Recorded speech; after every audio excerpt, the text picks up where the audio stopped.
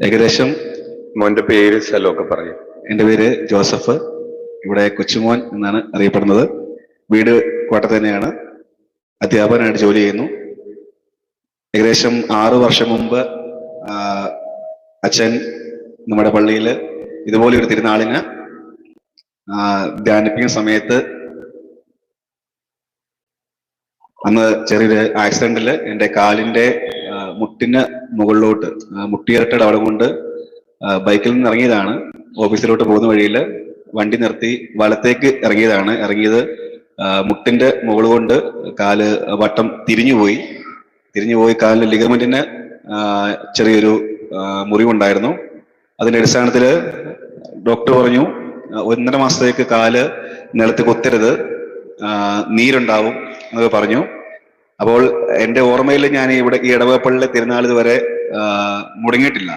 പക്ഷെ അന്ന് ആ ഒരു 4 ദിവസക്കാലം ഏകദേശം വീട്ടിൽ തന്നെയായിരുന്നു. അപ്പോഴാണ് അച്ഛൻ്റെ ധ്യാനം ഇവിടെ ഉണ്ടെന്ന് അറിഞ്ഞത്. ഒരു 2-ാം ദിവസം ആയപ്പോഴേക്കും ഉള്ളിൽ ഭയങ്കര മനപ്രയാസം, എങ്ങനെയെങ്കിലും പോകണം. പക്ഷെ പോകണമെങ്കിൽ സുഹൃത്തുക്കളെ ആശ്രയിക്കണം, കാരണം എടുത്തുകൊണ്ടേ വരാൻ പറ്റത്തുള്ളൂ. കാലിൽ പ്ലാസ്റ്റർ ഉണ്ട്. അങ്ങനെ ലാസ്റ്റ് ദിവസം തീരുന്ന അന്നും ഇതുപോലെ തന്നെ പള്ളിയിൽ വരണമെന്നുണ്ട്. പക്ഷേ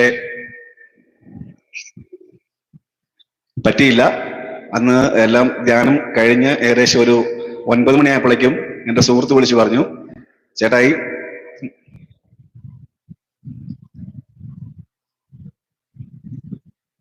ചേട്ടയുടെ പേര് പള്ളിയിൽ അച്ഛൻ വിളിച്ചു പറയുന്നുണ്ട്, ബൈക്കിൽ നിന്നും വീണ് ലിഗമെന്റ് മുറിഞ്ഞ ഒരു യുവാവിനെ യേശു തൊടുന്നു എന്ന് പറഞ്ഞുകൊണ്ട്. അങ്ങനെ അമ്മാരോട് വീട്ടിൽ വന്നു. എന്നെ എടുത്തുകൊണ്ടാണ് സങ്കീർത്തി കൊണ്ടുവന്നത്. ഏകദേശം പള്ളിയിൽ നിന്ന് എല്ലാവരും പോയിരുന്നു. പള്ളിയിൽ വന്നു, സങ്കീർത്തി വന്നു. അച്ഛനെ കണ്ടു, സംസാരിച്ചു. അച്ഛൻ പറഞ്ഞു, കുറെ നേരം സംസാരിച്ചു, പ്രാർത്ഥിച്ചു. അച്ഛൻ കുറച്ച് പ്രാർത്ഥനകൾ പറഞ്ഞു, അത് ചൊല്ലാൻ പറഞ്ഞു.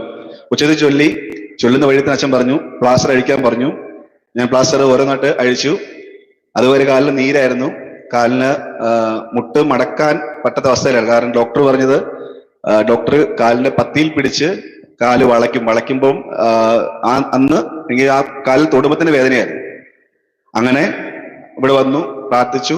അച്ഛൻ പറഞ്ഞു കാല് മടക്കാൻ പറഞ്ഞു. എനിക്ക് വേദന കൊണ്ട്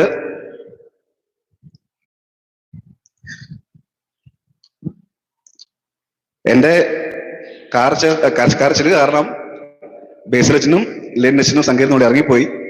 അച്ഛൻ പറഞ്ഞു ഇവിടെ പ്രാർത്ഥിച്ചുകൊണ്ട് കാല് വളയ്ക്കാൻ പറഞ്ഞു. ഞാൻ കാല് വളച്ചു. എഴുന്നേക്കാൻ പറഞ്ഞു, എഴുന്നേറ്റു. നടക്കാൻ പറഞ്ഞു, നടന്നു. നേരെ എന്നെ പിടിച്ചുകൊണ്ട് പള്ളകത്ത് കൊണ്ടുവന്നിട്ട് പറഞ്ഞു, ഞാൻ പറയുന്ന പ്രാർത്ഥന ചൊല്ലിക്കൊണ്ട് നീ പുറകോട്ട് ഓടിക്കോളാൻ പറഞ്ഞു. ഞാൻ നേരെ പുറകോട്ട് ഓടി, തിരിച്ചു വന്നു. 8 പ്രാവശ്യത്തിലാണ് ഞാൻ പുറകോട്ട് ഓടി, തിരിച്ചു വന്നു. ഇവിടെ വന്നു, മുട്ടുകൂട്ടി നിന്നു, പ്രാർത്ഥിച്ചു. തിരിച്ചു നേരെ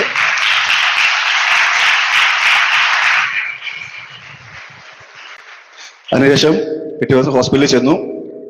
ഡോക്ടർ ഫസ്റ്റ് ഇടം വഴക്ക് പറഞ്ഞു, തന്നോട് ആരാ പറഞ്ഞത്, പ്ലാസ്റ്റർ വരാൻ പറഞ്ഞ ആരാണ്? ഞാൻ പറഞ്ഞു അച്ഛാ കുഴപ്പമൊന്നുമില്ല, അച്ഛൻ ഡോക്ടറെ കുഴപ്പമൊന്നുമില്ല, നോക്കിക്കോളാൻ പറഞ്ഞു. ഡോക്ടർ കയറ്റി കടത്തി, കാലിൽ പിടിച്ചു.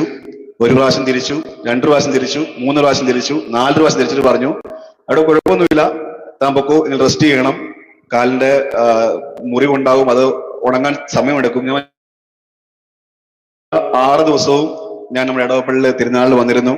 ആ തിരുനാൾ മുഴുവൻ പൂർത്തിയാക്കാൻ സാധിച്ചു. പക്ഷെ അതിലുപരി ഞാൻ അന്ന് ആ വീട്ടിൽ കടന്ന സമയത്ത് 4-ാം ദിവസം ഒരു സ്വപ്നം പോലെ ഞാൻ കണ്ടത്, ഈ അരളിക്കയുടെ മുമ്പില് ഒരാള് മുടി അഴിച്ചു കിടപ്പുണ്ട്, താടിയുണ്ട്, ഒരു വെളുത്ത മുഖമാണ്. ഞാൻ കണ്ണടച്ചു, സ്വപ്നമാണ് തോന്നി. പക്ഷെ തിരിച്ച് ഞാൻ ഈ സങ്കീർത്തിൽ എന്നെ അവർ കൊണ്ടുവന്നപ്പോഴേക്കും ഞാൻ കാണുന്നത് ആ സ്വപ്നം കണ്ട മുഖമാണ്, ആ സങ്കീർത്തിൽ ഞാൻ കണ്ടത്.